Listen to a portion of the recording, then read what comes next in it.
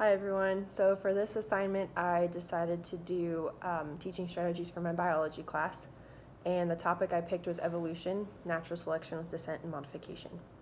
For the first teaching strategy, I chose to do a lecture just because this topic is kind of heavy with definitions. And there's a lot of different concepts that go into it.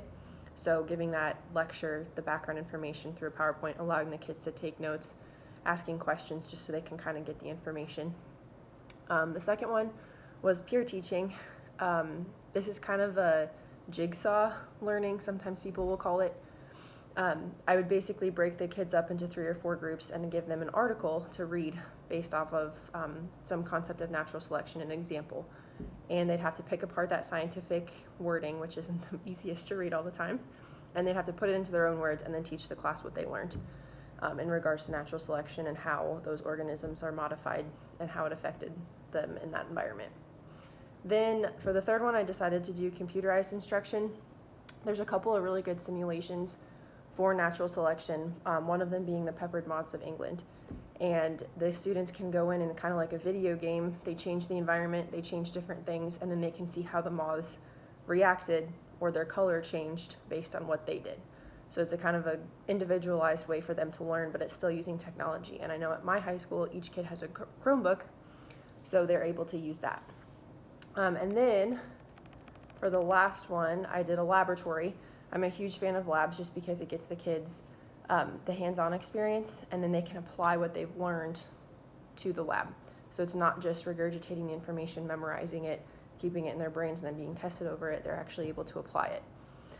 In this case, I would do what's called the Battle of the Beaks lab, where the kids can develop their own beak, so to say, with rubber bands, popsicle sticks, whatever, and they'll have to pick up different objects.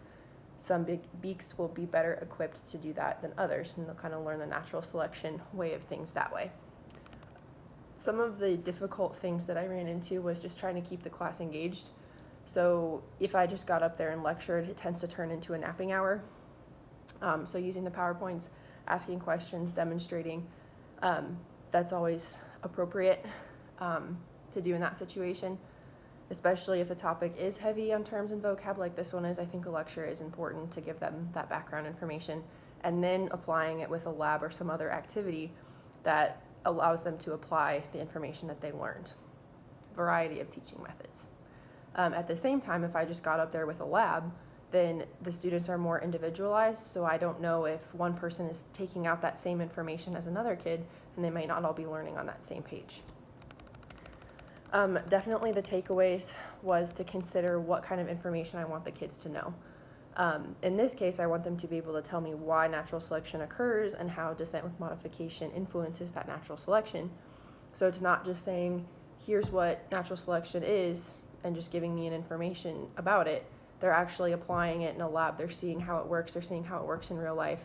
And I think all of those different teaching methods are important to incorporate, and definitely keeping in mind what I want them to take out of that topic will decide what kind of teaching method I use, and then how the kids react to that is also important.